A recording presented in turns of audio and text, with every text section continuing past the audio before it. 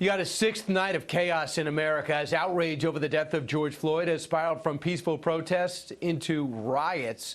But our next guest warns in a new op-ed, quote, "We will never get justice by fighting with those who agree with us." Here to explain is the CEO of the Brewer Group, Jack Brewer, former NFL of the University of Minnesota and Minnesota Viking. Jack, what do you mean fighting with people that agree with us?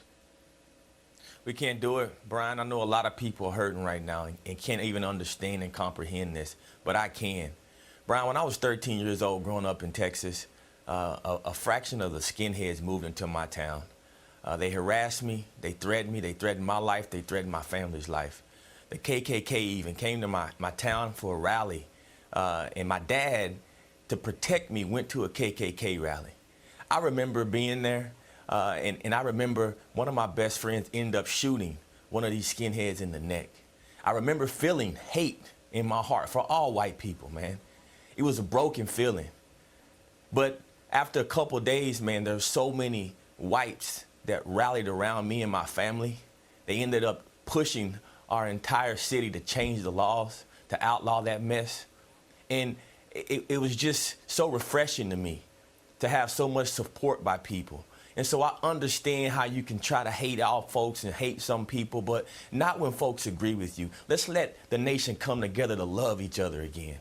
We have to. We got to stop this violence. It just doesn't make sense. It's not godly. We got a lot of people on the streets right now who have just lost their fear of God.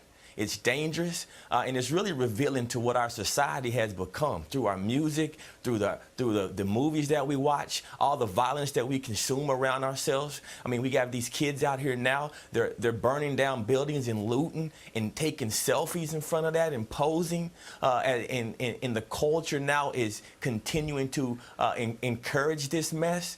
We have major influencers that could have a voice right now to stop this, but they're funding people to keep it going. I mean, this is sickening, and we got to understand that we cannot fight against folks who agree with us. This issue should be bringing this country together. Hey, Jack, the question I think even more fundamental. Do you want to make the country better, or do you want to destroy the country? Because you're looking at 30, 40 cities that are going to take years to come back if the riot ends today.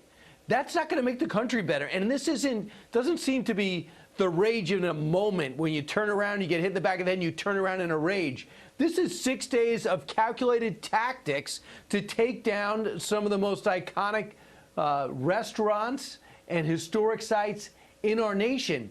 Those are not people that seem to me want to make America a better country.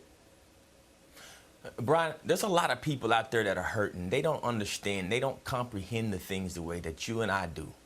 There's a lot of folks out there that have been hurting for so long that, you know, kids that have wounds deep inside of them because a police officer may have roughed them up or stopped them when they shouldn't have been stopping them, or family members who may have horror stories. So there's a lot of families that are raised and kids that are raised hearing from their parents and hearing from their communities how bad police officers are and how bad the things in our country are. We got to understand these are wounds. So in order for us to heal wounds, we got to first off take a step back and look at it from other folks' perspective, but pray for them and heal. Ask them to heal. We got to come out, folks like yourself, coming out saying, I stand against racism. I stand against this bigotry and this hate. And everyone coming together, locking arms. If the right people have the right message and folks stand up together, we can get through this as a country. That's what we need right now. We have a lot of broken people.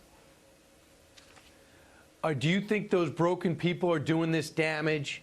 Or do you think a lot of this is opportunists who see a chance to create chaos and steal and loot? You know what? At first, I thought it was people coming in from the outside, but this latest report out of Minnesota really has me concerned. Because I've been to Minnesota. Man, Minnesota is a place where it's traditionally known as Minnesota nice. Everyone in this state, when you go there, well, I remember moving there, leaving Texas, where it was a little bit of racial tension, as I mentioned, I moved there to Minnesota, and I felt like I could go freely with no racism. And then now to watch what it's come to, it's really disheartening, and to hear that the majority of the people arrested in Minnesota are Minnesotans. So yeah, I think there are a lot of people that are hurting. Clearly, it does surprise me as well that you have this many people from Minnesota in particular, just because I know that area. I'm a restaurant owner. Right. I own a part of bar and restaurants. 3 of my restaurants have been vandalized. I understand the hurt and the pain, but you know, folks in Minnesota all agreed around this thing, man. Everybody around this nation agreed that when you saw that despicable police officer, it upset everyone. But we got to come together now, because this nation agrees on this issue. We do. Jack, thanks so much. We'll call on you throughout the week. Thank you very much. Appreciate your time, Jack. Thank you. God bless y'all. God bless you.